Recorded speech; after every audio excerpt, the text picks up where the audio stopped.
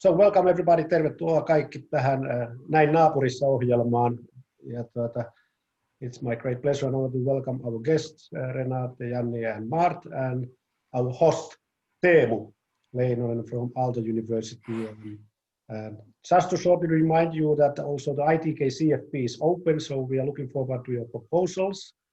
And otherwise, once again, it's great to have all our speakers here from our neighboring countries, and I think I will give the floor to Teemu. So, Teemu, floor is yours. Thank you, Jarmo. I have an honor to invite our speakers today. Like Jarmo said, that actually, we have from every neighboring country except Russia, which I was wondering that why is that? Maybe we should get more connections to Russia as well. But anyway, we have from Oslo, Renate Andersen, Associate Professor from the Oslo Metropolitan University, which is the teacher training institute in Norway. And then we have Mart Laanpere from School of Digital Technologies from Tallinn University. Many of you know Mart, been attending ITK-konferenssi several times too. One of the leading people on ICT in education in Estonia. And then we have from Sweden, Jannie Jeppesen from the Swedish Edtech industry CEO, working with the schools and building public-private partnerships. With these words, I'm really happy to give the floor or the screen for Renate from Oslo. Thank you. Greetings, everybody. My name is Renate Andersen, and thank you for the introduction. I work as an associate professor at the Oslo Metropolitan University. The topic of the presentation today is digitalizing teacher education during COVID-19, and I will present some experiences from teacher education in Norway. First, I will start by presenting the context for the experiences is Oslo Metropolitan University. We have more than 20,635 students and 2,200 employees. This means that we are Norway's third largest university, and we are home to some of Norway's largest and best known programs for professional study, degrees in teacher education, nursing, social work, engineering, journalism, design studies, and business administration. So it's a large university. However, I work at the Department of Primary and Secondary Teacher Education, which is part of the Faculty of Education. I work at a small section called Section for Digital Competence. We are 12 persons, and we have the main responsibility for teaching ICT and learning and digital competence to all the teacher students. And we do this by providing specific courses and specific subjects within these topics. So moving on to the topic today is how we transform the teaching practice from classrooms to a digital context. 12th of March, all the schools in Norway were closed, and also the Oslo Metropolitan University. Actually, we did not get access to the offices, or it was closed, so we had to move all the education to become in an online context.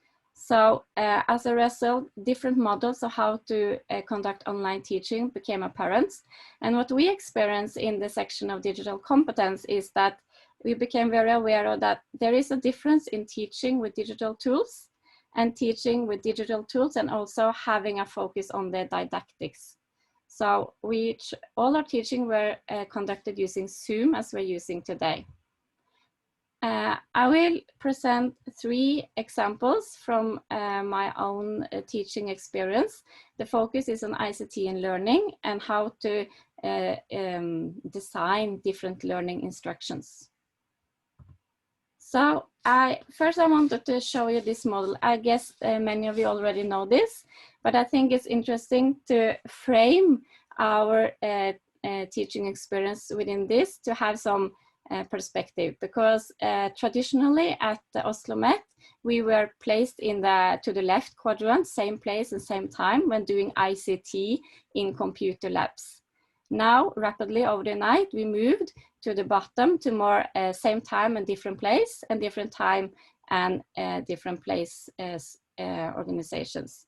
And how this affects both the teachers and the students' experience on this is quite interesting.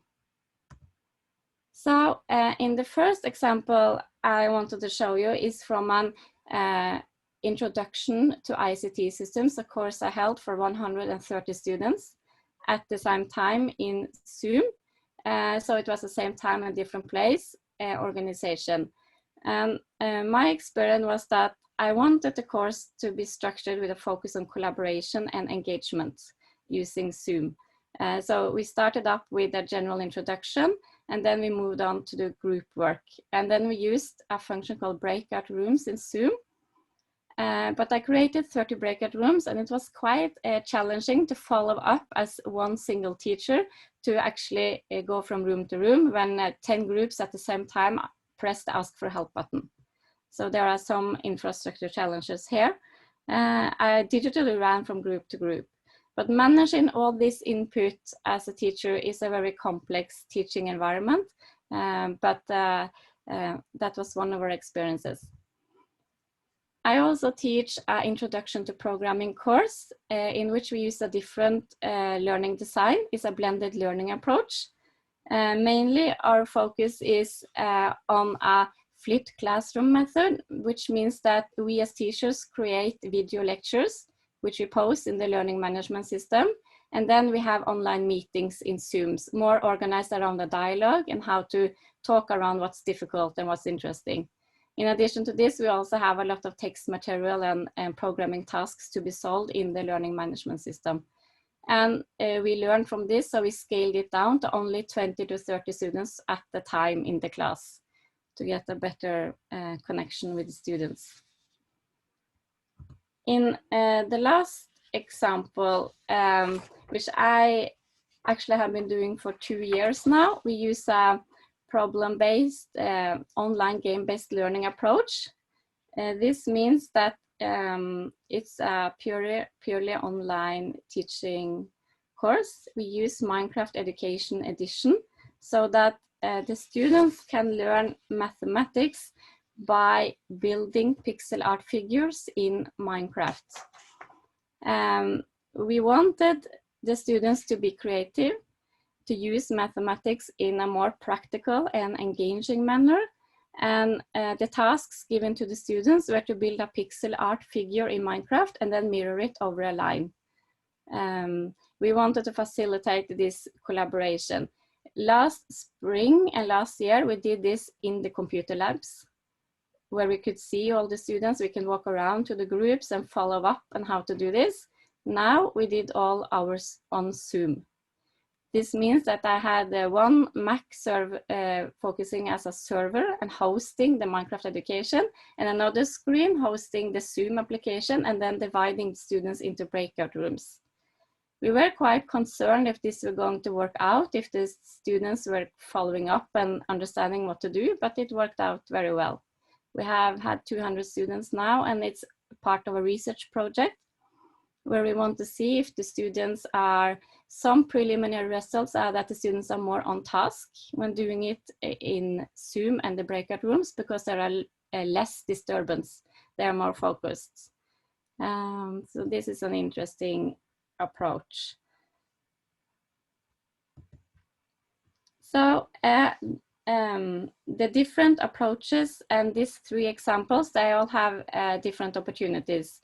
If I try to sum up our teaching experience and what are the opportunities by doing it in Zoom, because we think this is very fascinating that all education became online in such a short amount of time, because we have had this very increased digital competence in many levels, both teachers and students. So we see more active and engaged students, especially in the Minecraft education course, where they are to build pixel art figures. We always give the students 15 to 20 minutes break, but in all the courses in the Minecraft course, they skip the break. They just see the fun of building. So the feedback we get is that I think this is a motivating way to teach and learn mathematics in. Also in the general introduction lecture, the students were to a greater degree active when we divided them in smaller groups. And then they were on task more because they were not walking around in the classroom or going out and in.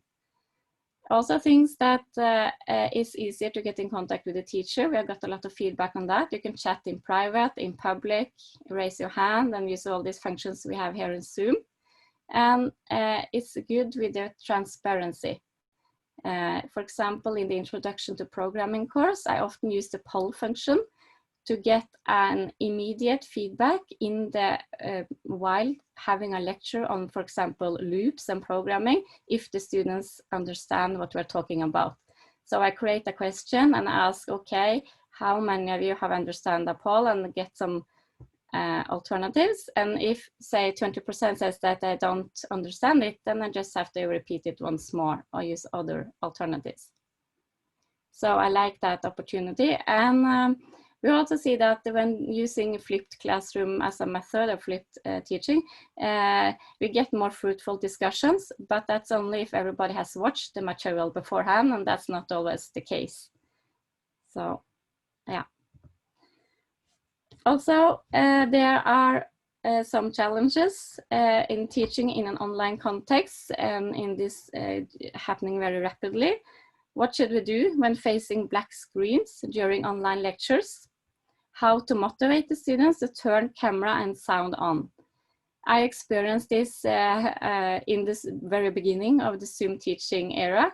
And I found out that if I start the lecture by demanding, please put on a camera to see if they are working. You can put on a virtual background, as I have done today, to protect your privacy. And after discussing this back and forth, we have created a policy document at Oslo Met, which we give the students.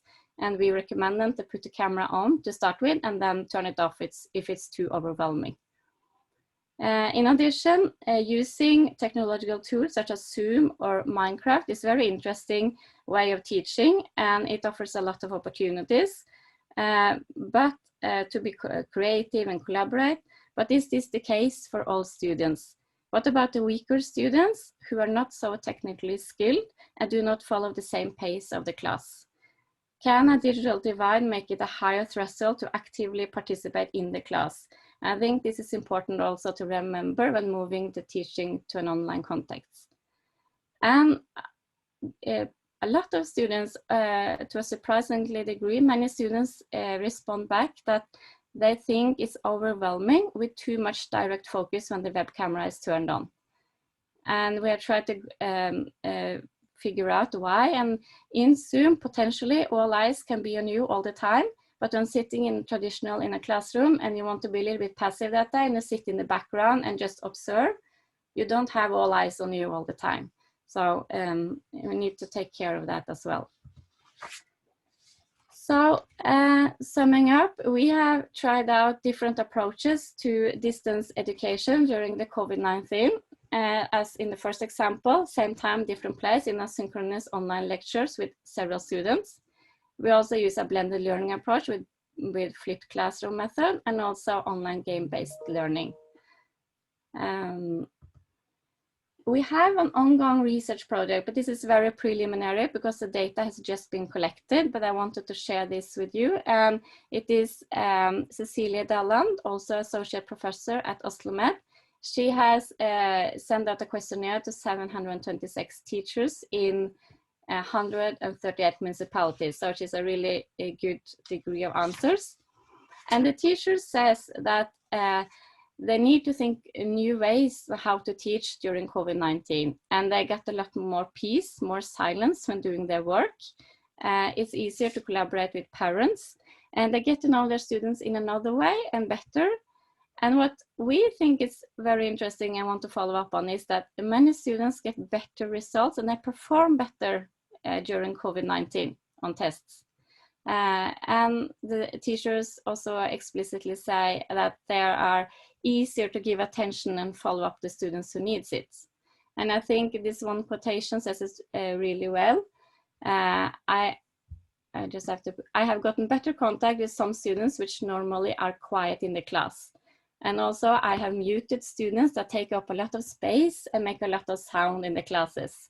And it's an interesting aspect. And also another quotation from another teacher is, the students who often get interrupted perform better. The students who do not like to go to school feel more included and are more active. They have a closer dialogue with the teacher. So having this quotation in mind, I think it's also to remember the good opportunities with distance education, but there are of course some challenges as well. So closing up, what my personal reflection is that one cannot copy a traditional classroom teaching format just directly into a digital context. We need to rethink the format of the lecture in an online context, and how can we combine or fuse ICT in learning, and what are the implications for the teachers and for the students. We see that there's quite a complex teaching environment when doing this in Zoom. I have this lecture and trying to be point on, and you get chat both privately and publicly, and the students, they talk out loud, and there are a lot of different elements to handle at the same time.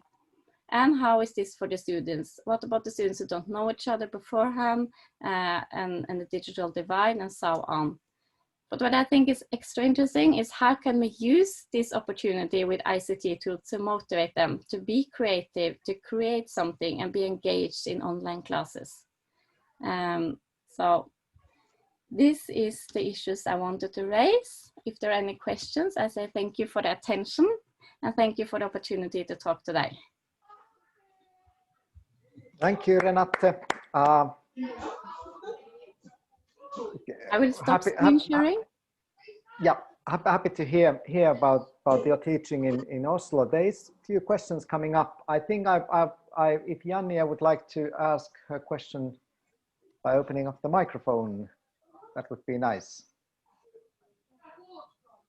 Yes, thank you for an interesting presentation. So interesting to hear on your own practice of teaching during these times. In the end of it, you had reflections on how you moved your in-class teaching online. How do you see that your online teaching will change your in-class teaching when that is available again? Thank you for a good question. And we have discussed this a lot in our meetings, but I think that I will be even more explicit about being more engaging, more interactive, enabling the students to create more, such as using Minecraft or other tools. But also we need to teach the subject we are going to teach, but rethink new formats and new ways of doing it. Yeah, I will take that with me. Thank you. There was some background noise, some microphones on. Erika has a question as well. Okay, yes. Hello, everybody. I was wondering that do you have any so-called dropouts during your students or when you have done this research, so that you or the teachers have had no contact with some students, as this has been discussed quite a lot in Finland. Yes, and that's also a very important aspect, and that's still ongoing for us because we still don't know from this semester how many students has dropped out, but what we can see quite directly during the Zoom class, how many people leave, and that's actually very few. Sometimes when dividing up into breakout rooms and you demand interaction and collaboration in so to say in Zoom, some students drop out from the class, but to a surprisingly degree, very few people drop out, as we know for now. I think it also has to do with the socializing, and it's difficult for the students to keep in contact. They're really interested in just chatting with me or participating in the course to get some socializing as well. Yeah. Okay, thanks. Thank you, Renate. The last question, Tarmo, please. Our experiences have been that using assistants or having several people to help with, even having one other person with the teacher makes sort of the management of breakouts and all of that much easier, because one person can sort of start assigning people to breakouts, the other can sort of still introduce the next assignment and so on, and then sort of sending people away to check what breakouts are doing makes it a lot easier. So of course it's sort of a resource question, but any thoughts or experiences on that? Yeah, that's a really good reflection. And as in the first course, I started out alone with 130 students, and I felt that was very difficult to manage. So in the Minecraft course, where the students were to build mathematics and build figures, we were 2 teachers. So after having this experience that it was quite difficult, one people, the host, often manages the breakout rooms, and the other ones can manage the chat or lead the word and follow up and so on. But there are some limitations in Zoom, and that is that only the host can organize the breakout rooms. So we have to, the tool in some ways has implications for our teaching practice. Thank you, Renate. Thank you so much. Let's move on so we don't run out of time. Mart, Laanpere from Tallinn University. The screen is yours. If you can, if you want to use material, you can start the share screen, or then you can just give a talk. Not really. So I didn't prepare slides. That is one of the things I learned during this COVID distance teaching, that when I prepared the slides, I usually pre-recorded it with audio and shared it beforehand to my students. So I used Zoom sessions only for live discussions and activities. Yes, but also the reason why I didn't prepare slides is that I'm involved in a national study of impact of this emergency distance education, starting from primary level up to university level.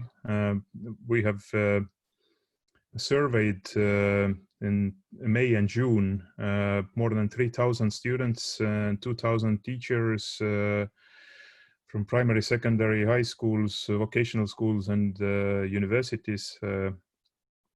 But the data will come a little bit later, because we would like to combine it with the digital footprint data that we plan to get from different online platforms, and this has proved really difficult because of the recently changed data protection rules and everything. So, but we are on a good way now. So probably we will get this data also within a month or so, because we would really like to not to base our results only on opinions of those who just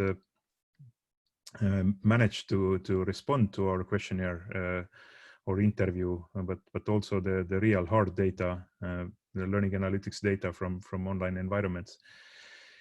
Yeah, talking about primary and secondary education and high schools, gymnasiums as we call them in Estonia,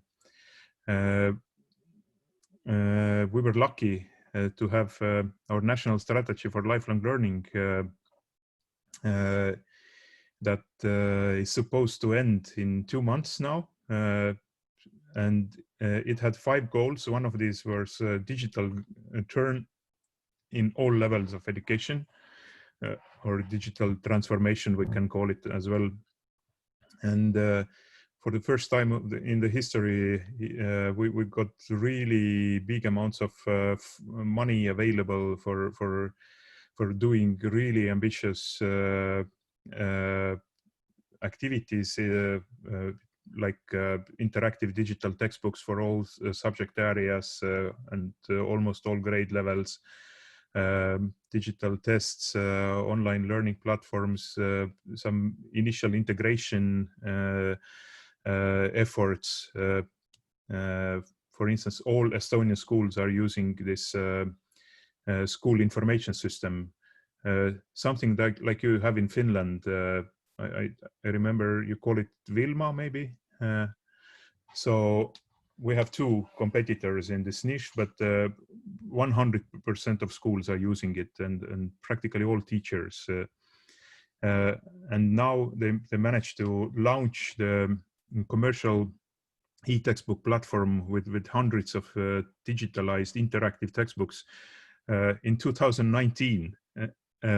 And right before, like few months before Corona hit us, they managed to finish this integration between this school information system and digital textbook. So it means that teacher can assign some interactive exercises and tasks and the readings in digital textbook, starting from this school information system or your e-journal platform, and get the responses back. So of course, not too many teachers were using it before Corona, but when Estonian schools switched to distance education in 16th of March, a few days later than Norway, then schools very quickly discovered it as a great source for activities. Of course, some unwanted impacts also happened, but I don't have solid proof for that. But based on the data I've got from interviews and feedback from teachers, it seems that copying the results from other students, that never has been in Estonia a big issue. In that sense, we have a little bit like Scandinavian culture. I know many other cultures and countries where the copying is like mainstream. So your students are weird if they don't copy the results.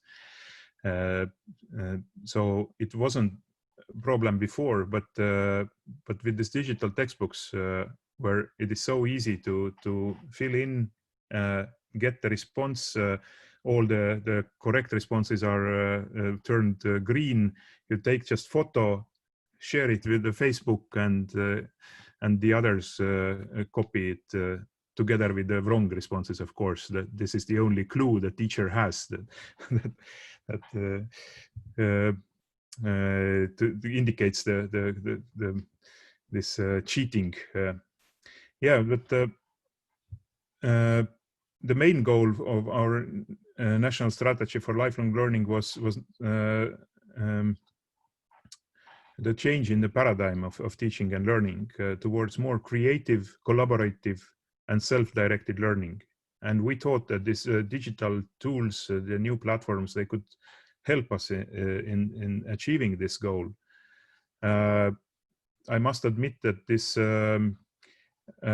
interactive digital textbooks, where there is always only one correct response and one correct solutions to every task, and that is automatically graded, it's the step towards the opposite direction. It's not creative, it's not collaborative, it's not self-directed. So but still, it kept students in action. They did something related to mathematics or English or history. And as a result, our preliminary data shows that the share of students who either dropped out or became invisible or were needed to be tracked, traced by school, it didn't increase much. So it has been always like between 3 and 10%, depending on the school. What was interesting that it was not the same 10% this time. So sometimes, surprisingly, there were, let's say, above average students that disappeared and needed to be hunted down and contacted through phone and through parents and so on. But basically, after 2 weeks of adaptation time, almost all schools, they managed to create their new routines all the decisions were made on the go. It means that teachers had virtual teacher lounge meetings at least once a week. We only now have this started interviews with school principals and school leaders, and we were kind of expecting more systematic leadership of this crisis management, but until now we have discovered that most of the schools really try to be very informal, very flexible, oral even. So most of the things were discussed and decided over the Zoom meetings, and not based on serious data. And even if the schools collected some data from their students and teachers, I would say that this didn't impact so much on the decision making about changing the routines or rules. So mostly it was done collegially in the teachers' meetings in Zoom. Yeah, as I said, the results are still being processed. So definitive reports will appear only next spring, which is criminally late for our society. Everybody is asking us that, hey guys, where are the results? Why don't you share it with us? But it just takes time, because we want really to integrate a huge amount of data collected through not only through surveys, there's thousands of teachers and students, but also parents, almost 3,000 parents, and part of the questionnaires was overlapping, part was different. Then we have also interviews with school principals. We also analyze all the documentations. It means that we collect from all the schools the written decrees or decisions they made. For instance, in like 1 week after the emergency period started, our Ministry of Education issued kind of not the order, but kind of a suggestion to schools, because Estonian schools are very autonomous, just like Finnish schools. It was a suggestion that maybe the schools could consider that to avoid grading of the students within the first 2 weeks. Some schools already have done this decision from day one. They didn't grade. Some schools didn't grade for 2 weeks. Some schools didn't grade for 2 months. Some ignored this suggestion from ministry and kept on grading exactly the same way as they did before. So it means that there was not clear pattern. So one pattern that emerged was in many schools in the first week of this shutdown, they kept on teaching according to the schedule they had for lessons for the normal school time. And they discovered it within 1 week that it doesn't work. Because, for instance, if you have 5 kids in family and 2 computers, so you can't expect that they're always online. And also, this was not very effective way of teaching. And most of the schools within 2 weeks shifted to weekly set of assignments and regular consultation times. It means that it was no teaching, which on the other hand made some parents very angry, because they said that why the teachers receive full salary, because they don't teach anymore. They only send assignments and maybe they will grade them, but the teacher's job is teaching. Why they don't teach? Now we parents, we have to teach, and we should receive teacher salary. There were like even public articles in main newspapers, and it is not so easy to explain that this is not the case. Actually, 80 to 90% of teachers in our study reported that their workload increased significantly. On the other hand, they estimated that the students' workload decreased during this study. At least majority of students, they spent less time on learning. But this is there are a few questions, Mart. Yes. Rami, would you like to ask? school information systems in Estonia. Right. The leading one is called e-kool. It means e-school. They're active since 2001.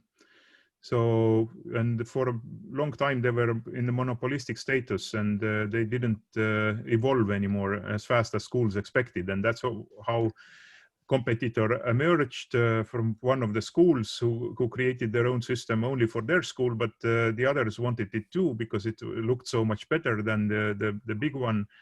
So I think now they have split the market like 70 to 30% between them. The other one is called Studium. Is it in, by the way, in Finland too, that Vilma and there's another one too? It's almost like two providers. Anyone remember what's the other one? Here's Rami Lappalainen. I might want to answer that one a bit because I asked Mart about these platforms. I guess everybody, at least the Finnish participants, have heard the Digi1 project, which is going on in Vantaa city, and I guess their main intention is to get a open source option for this Finnish school management system called Vilma, and I guess that's the case also in other Scandinavian countries, that there are a couple of big ones, big platforms who are like developing those kind of softwares. Right. And also there is these learning management systems which are developed in every country. Yeah, the Vilma is actually owned by Norwegian company called Visma, but is it Norwegian nowadays? Yeah, they bought it a few years back already. Oh, okay, congrats. Actually, that's the moment when it became usable. It was terrible before the Norwegians came with a bit more developing resources and made it usable. There are still many problems in it, but still. Another question for Mart was from Renate. Yeah, I was just wondering, because you were talking early on in the presentation about the learning analytics focus. Can you please elaborate a little bit more on this? Because I was just interested in the method. Yeah, with learning analytics, unfortunately, we haven't proceeded as fast and as far as we expected to. Mostly because of the late start. We have quite ambitious program with one of the national agencies, which used to call HITSA, the Foundation for IT in Education, but they were in August merged with 3 other agencies. Now they're Agency for Youth and Education. So they have this technical department, which resembles Finnish FUNET. And these guys, they have developed the educational single sign-on system, HARID, which crosses all levels of education. It means that you could start in the kindergarten with your HARID account and then switch the school several times and move to vocational education or higher education, and still this account is your universal key that opens all the environments that you need. Unfortunately, uptake of this our adoption ratio is not so big, and because of that we have issues also with learning analytics. It means that we have some systems that collect XAPI statement data in the learning record stores, but this is all anonymous. It means we cannot link it to students, which is convenient because we are not in problem with GDPR and other data protection rules. But right now we are working together, our university and then this national agency, to to come up with some privacy protecting data mining solutions for the future, because the readiness is there. So our e-textbook platforms, and also we have developed this open educational resource platform with 20,000 interactive learning resources, which are almost all are brand new, made with H5P, Norwegian open source tool. And these all generate, or they are able to generate this learning analytics statement, but they just go to the wind now, so nobody collects them because they're useless. We have collected these for some small scale studies, but they are not collected right now on the national level. But we are working on this, so we are, yeah. But too much to talk. Okay. Thank you, Mart. Yeah. Let's move on. Yeah. But we will finish around round 3. So the third speaker is Jannie from Sweden. I'm here. I seem to have a bad connection, so but I want to share a presentation.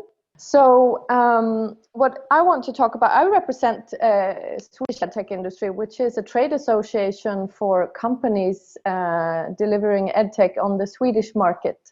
So we have companies from LMSs to system administrative technologies to the large publishing houses, etc. So we have the entire market really is members in our mission is to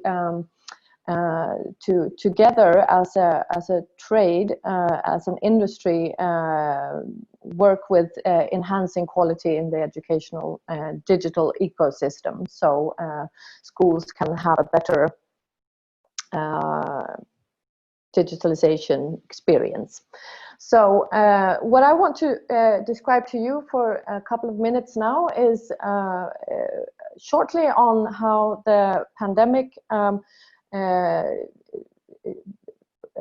happened in Sweden in the schools and education system, and also I want to describe a public-private partnership response in order to support schools, teachers during the corona virus. So I'll just get started.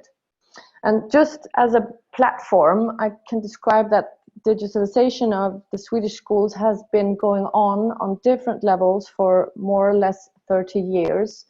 But the national strategy for digitalization in schools came first in 2018, which made it mandatory for all schools to provide opportunities to build digital competence for all kids. But what has happened up until then was that the digitalization of schools have been going on, and we are one of the most digitalized with a high technology penetration in our schools, but it's a bit unequal, distributed between schools. So when the pandemic started, we were already having on the secondary level, I think we have had 9 out of 10 students have had their own laptop or computer for years in using it in schools and distributed by the schools. So we were very well equipped when the corona happened.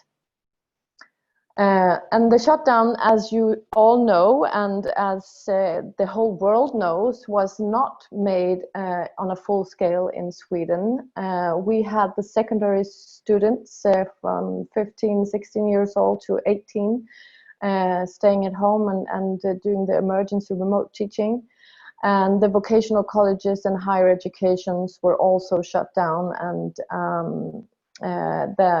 the primary school system was mainly kept open, but the attendance of sick teachers or students or worried parents made a lot of the education or teaching going on was in a hybrid setting. That means that you would have kids in class and online. So that was a very special situation for the school system in Sweden.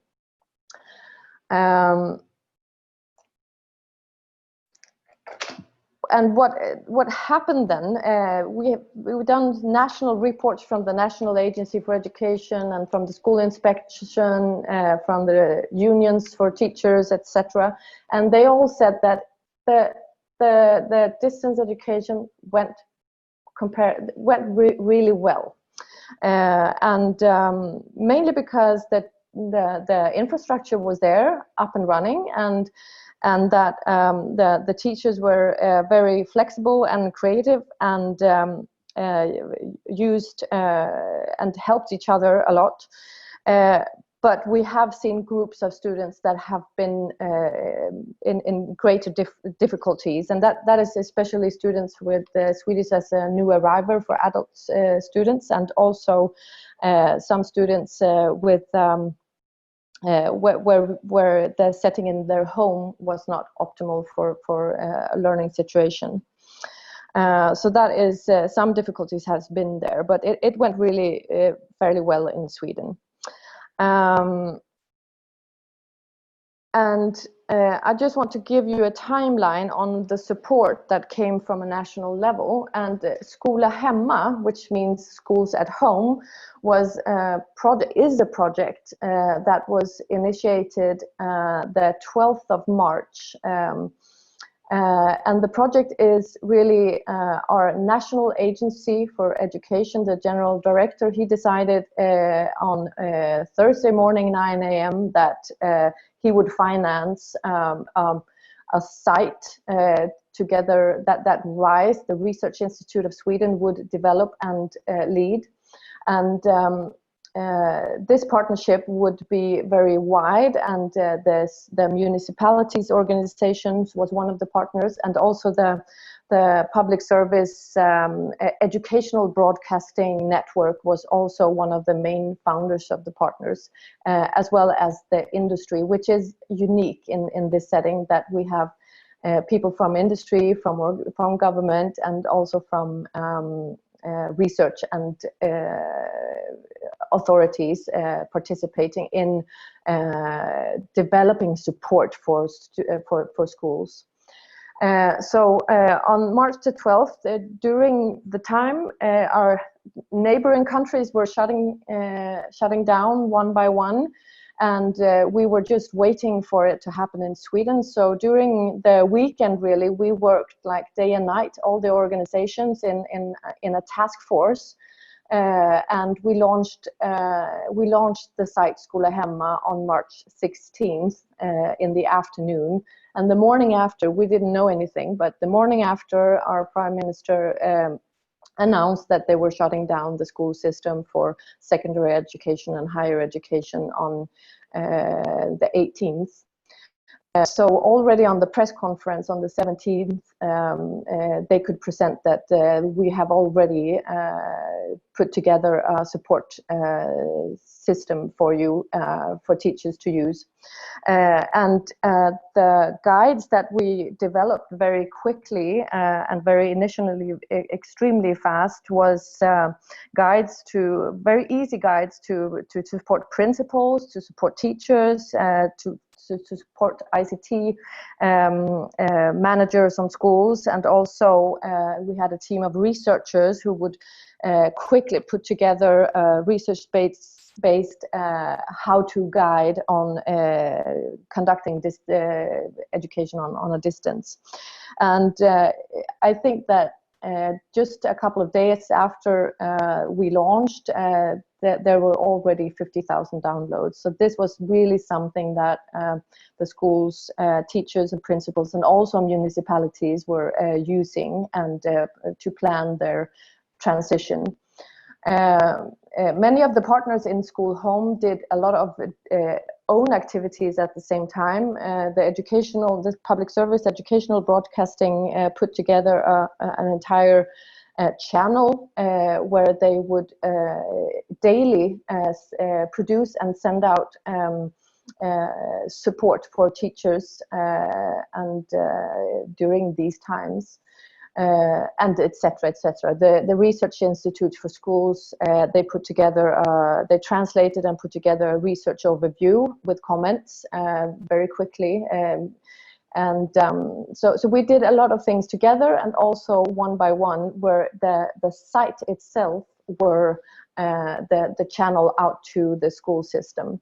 I think a couple of months into the crisis, the downloads and the usage of all the guides that have been produced is more than a couple of 100,000. So this has really been a good support for the Swedish school system.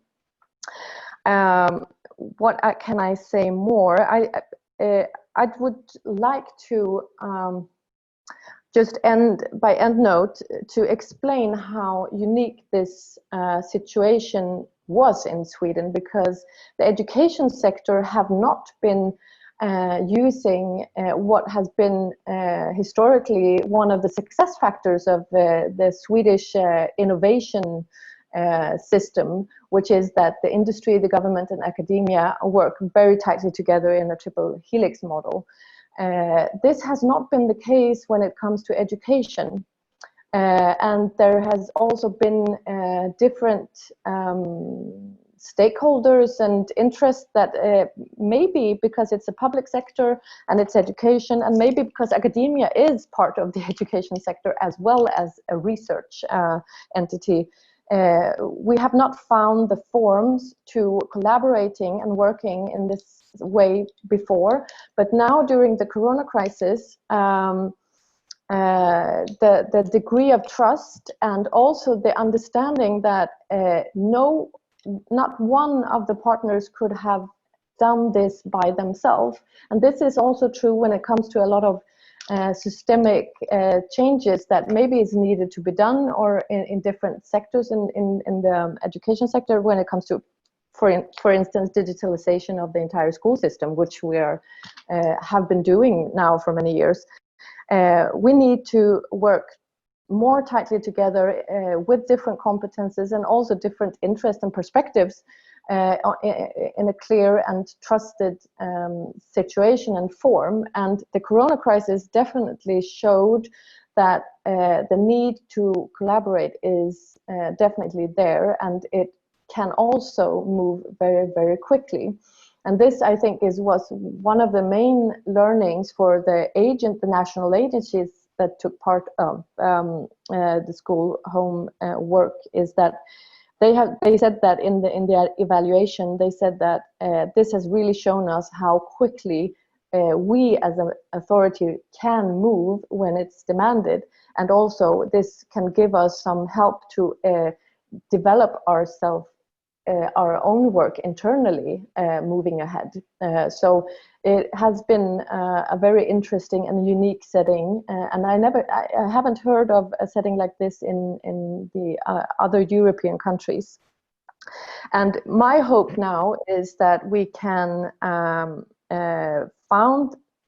take the experiences from working together in this way and use it in a more planned manner to meet the challenges that we do have in our education system. So hopefully this is a good first step for that. So that was about what I wanted to share. Thank you, Jannie. Super interesting talk. Are there any questions for Jannie from Sweden? I was wondering I like your model where you have the academia and the government and the industry that and of course in Finland too, that's similar model being used in other industries, and we've been copying that probably from Sweden. But I feel, and the same challenges as you mentioned, that was interesting that the academia is kind of hard to locate in there because it's also part of the customer in a way. But I was thinking that is also the industry is so small still that there's no balance, that I think we would need in the Scandinavia or in the Nordic countries bigger educational technology companies as pulling the others and growing and making it more balanced in a way. It's still missing the That is, it's definitely true. The industry in itself is really small. We have. I mean, Sweden is double the size of your country, but it's small anyway. So it is a small industry, and it's a small economic market, really. It's tight budgets, and it's. I think in Sweden they use like 1% of the educational budget on a total on ITC. So it's a small industry, but at the same time, I think that during the coronavirus, the shutdowns of the schools, it has been obvious that the industry has been one of the main factors to keeping education going. So the importance of the industry have really risen, and also the understanding of the how demanding it was for the vendors to operate during these extreme times, and that they managed. So I think that we are a small industry. We are also, I think, the IT industry and the education from the education side have also a history of having. That the educating sector don't have a lot of confidence or trust to the IT sector, and that is something that you need to have trust if you want to collaborate in a triple helix setting, for example, and you need to understand different perspectives on innovation, for example.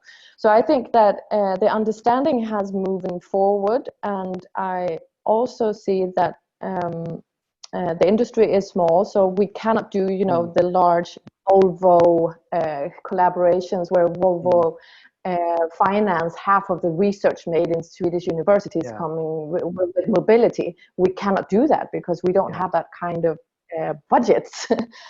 So maybe we are less interesting in that sense, but at the same time, I think the understanding now on what we are doing as an industry and how important and the competence we have that the education sector don't have, and together we can really, if we put the competences together, we will make better decisions or implementations for making the ecosystem better, really. Right.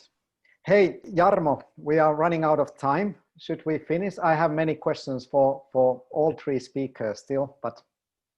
Yeah, I think it's good to first to thank all of you. And I know that there are plenty of questions in everybody's mind.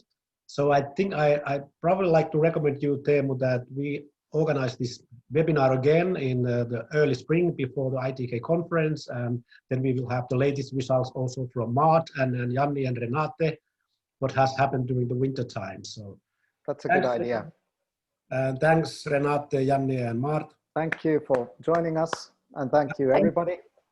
Thanks for everybody. And of course, remember, last thing, the CFP is open now for the ITK conference, and also encourage our international colleagues, Renate, Jannie, and Mart, also, why don't you also send proposals to and come and share those things, what has happened in your country in the conference. Great. Thanks, Teemu. Thank you, Jarmo. Thank you all. Thank you. Bye.